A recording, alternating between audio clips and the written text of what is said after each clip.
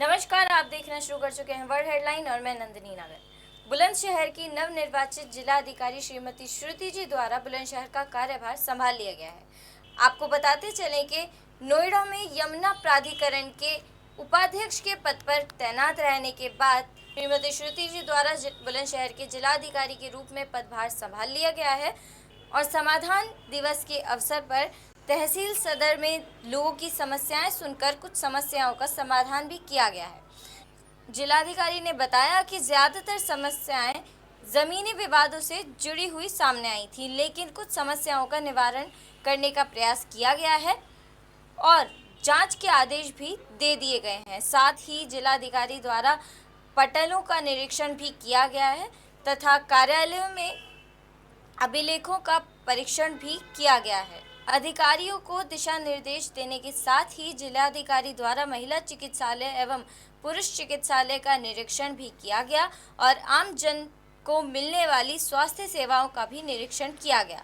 जिलाधिकारी द्वारा मरीजों से भी बातचीत की गई तथा अस्पतालों में स्थित रैन बसेरों का निरीक्षण किया। वहां की साफ सफाई तथा अन्य व्यवस्थाओं का निरीक्षण देखने के पश्चात अधिकारियों को आवश्यक दिशा निर्देश भी दिए गए। साथ ही आपको बताते चले कि बुलंदशहर की सिकंदराबाद की एक गैस फैक्ट्री जिसका नाम बेटेक्स एनर्जीज बताया जा रहा है, उसमें सुबह 8:30 बजे के करीब एक बड़ा हादसा हुआ है, जिसमें बताया जा रहा है कि गैस रिसाव होने के कारण ये हादसा हुआ है। इस हादसे के दौरान कई मजदूर गंभीर रूप से घायल भी हुए हैं। इस हादसे की सूचना अधिकारियों तक लगभग 12 बजे के करीब पहुंची और घटना की सूचना मिलने के बाद तुरंत ही सभी बड़े अधिकारी घटनास्थल पर पहुंचे और घटना की जानकारी प्राप्त की। इस घटना के दौरान 2 लोगों की मौके पर ही मृत्यु की खबर भी सुनने में आ रही है और बताया जा रहा है कि घटना के बाद सभी घायल मजदूरों को आसपास के अस्पतालों में भी भर्ती कराया गया है, जिसके बाद घटनास्थल पर बुलंदशहर के डीएम और एसएसपी भी पहुंचे थी और किस काम आती है? आज क्या घटना घटी है यहाँ पर? आज सूचना प्राप्त हुई कि सिकंदराबाद जिले में एक बेटेक्स इंडस्ट्रीज है, वहाँ पे गैस रिसाव से 2 लोगों की मृत्यु हो गई है। तुरंत सूचना प्राप्त होने पर मैं और एसएसपी साहब यहाँ पहुँचे और पूरे स्थल का निरीक्षण किया। यहाँ 2 लोगों की मौत हुई है, जिसमें एक मुरादाबाद से है और एक गुलामपुर के हैं।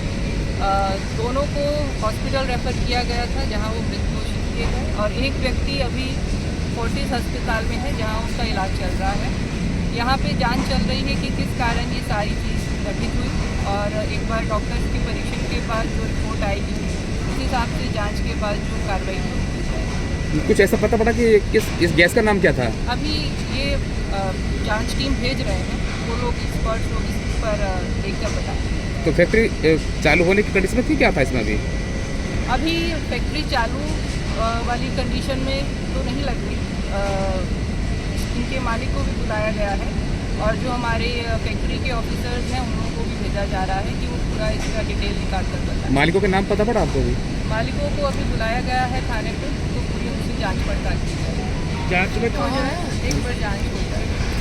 और साथ ही आपको एक विशेष बात भी बताते चलें कि घटना के दौरान गुलावटी के रहने वाले सतेंद्र जो इस फैक्ट्री में काम करते थे, गंभीर रूप से घायल हुए हैं और बताया जा रहा है कि प्रशासन द्वारा एफआईआर में से उनका नाम हटा दिया गया है और साथ ही फैक्ट्री में खड़ी उनकी बाइक को भी फैक्ट्री से बाहर निकालकर खड़ा कर दिया गया।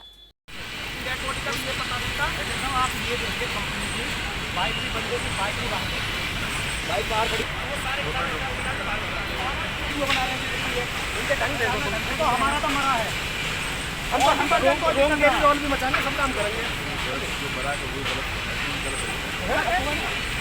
और इन्होंने रिकॉर्ड में से भी नाम खत्म कर दिया उसका, सब फिटनेस है उसके ना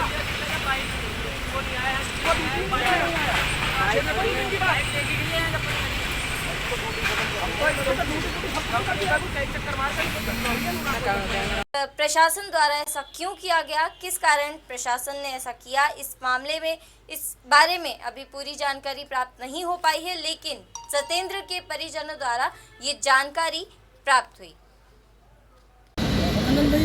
क्या नाम आपका? सर मेरा नाम सूर्य प्रताप सिंह है।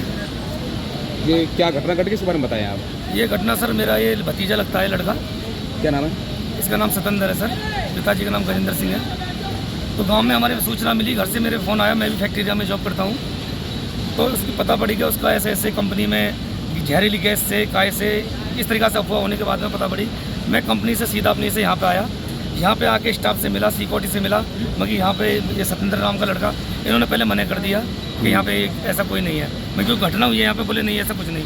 कंपनी के बाइक बाहर है, उसकी बाइक मैंने देखी, उसकी लड़के की बाइक देख के मैंने फिर उसको बोला कि ये बाइक उस लड़के की है, मेरे भतीजे की। तुम कह रहे हो ये कहानी नहीं हुई है। जब मैंने गाली गलौज कराया तो जब उन्होंने बताया कि यहाँ पे ऐसे ऐसे घटना हो गई है जहरीली गैस से 3 लड़के, जिसमें कि 2 ऑन द स्पॉट ख़त्म हो चुके हैं, तीसरे के सांस चल रही थी, वो भी इन्होंने यहाँ से कंपनी से ले जाके उसको कंपनी से बाहर कहाँ फेंका क्या नहीं फेंका। जब हमने ज़्यादा हंगामा कराया तो इन्होंने बता रहे हैं हमको कैलाश हॉस्पिटल में नोएडा एडमिट कराया। उसके बाद में पूरा स्टाफ 112 पे मैंने कॉल करी सर, 112 पे फिर प्रशासन आया यहाँ पे। प्रशासन ने पूरा स्टाफ धीरे धीरे बाहर निकाल दिया है। हम लोग कंपनी का हमने बोला सर इनको क्यों बाहर निकालें, किससे बातचीत करें। प्रशासन का भी कोई हमारी तरफ से कुछ नहीं है, गरीब आदमी है सर। हम भी वो भी आपसे ये सभी से दुआ है कि जैसा भी हो कंपनी मालिक से सबसे बंदे की बाइक को भी बाहर कर दिया और लिस्ट में से भी नाम काट हिसाब दिया, दिलाने की, जिससे कि ये बंदा काम ही नहीं करता कंपनी में। इन लोगों का इतना व्यवहार है। सिकंदराबाद की ये बेटेक्स एनर्जीज नामक कंपनी, जिसकी ओपनिंग अभी नहीं हुई और ओपनिंग से पहले इसमें टेस्टिंग चल रही थी। टेस्टिंग के दौरान गैस रिसाव होने के कारण ये हादसा हुआ है। बताया जा रहा है कि घटना के बाद से कंपनी के मालिक फरार हैं और प्रशासन द्वारा भी कोई खास जानकारी कंपनी के बारे में अभी तक नहीं प्राप्त हुई है। जिस बात पे ये सवाल भी खड़े किए जा रहे हैं और कुछ सूत्रों द्वारा ये बताया भी जा रहा है कि ये कंपनी बेटेक्स एनर्जीज नामक ये कंपनी सत्ता में स्थित किसी बड़े नेता के बेटे के साथ पार्टनरशिप में एक कंपनी है और ये भी कहा जा रहा है कि इसी कारण इस कंपनी की जानकारियां छुपाई जा रही हैं और इस कंपनी को बचाया जा रहा है। इस घटना के बारे में अभी कोई विशेष सूचना प्राप्त नहीं हुई है कि ये घटना क्यों हुई, किस कारण हुई।